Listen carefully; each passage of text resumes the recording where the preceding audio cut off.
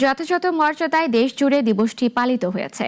দিনের প্রথম প্রহরে স্বাধীনতার সূর্য সৈনিক শহীদদের প্রতি ফুল দিয়ে শ্রদ্ধা নিবেদন করা হয়।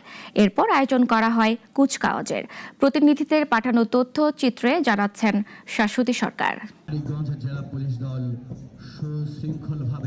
মানিকগঞ্জে সকাল 6টা 1 মিনিটে জেলা প্রশাসনের পক্ষ থেকে ফুল দিয়ে শ্রদ্ধা নিবেদন করা হয়। এরপর সকাল 9টায় মানিকগঞ্জ সরকারি বালক উচ্চ বিদ্যালয়ের মাঠে অনুষ্ঠিত হয় কুচকাওয়াজ। বিভিন্ন সরকারি ও বেসরকারি প্রতিষ্ঠান এতে অংশ নেয়।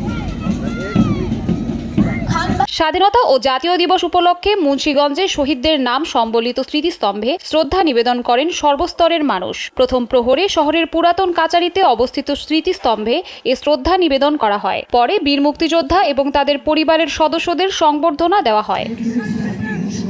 যশোরের শার্শায় সকালে বীরশ্রেষ্ঠ শহীদ ল্যান্স নায়েক নূর মোহাম্মদ শেখের সমাধিতে শ্রদ্ধাঞ্জলি অর্পণ করে বিজিবি। এ সময় বীরশ্রেষ্ঠের রুহের মাগফিরাত কামনায় বিশেষ দোয়া করা হয়।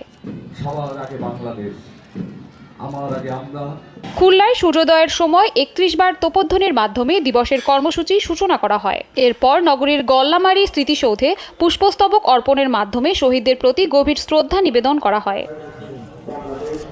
মেহেরপুরে শহীদ স্মৃতিবেদিতে পুষ্পমাল্য অর্পণের মাধ্যমে জাতির বীর শহীদদের প্রতি গভীর শ্রদ্ধা নিবেদন করা হয়। পরে জেলা স্টেডিয়াম মাঠে মনোজ্ঞ কুচকাওয়াজ প্রদর্শন করে।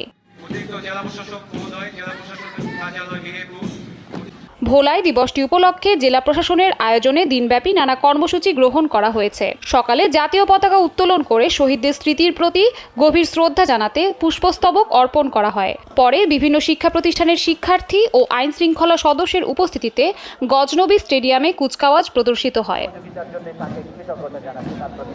মহান স্বাধীনতা ও জাতীয় দিবস উপলক্ষে সিলেটে জাতির শ্রেষ্ঠ সন্তান বীর শহীদদের প্রতি গভীর শ্রদ্ধা জানিয়েছে সর্বস্তরের মানুষ। ভোর থেকেই কেন্দ্রীয় শহীদ মিনারে ফুল হাতে নেমে আসে মানুষের ঢল। শাশ্বতী সরকার, নাগরিক।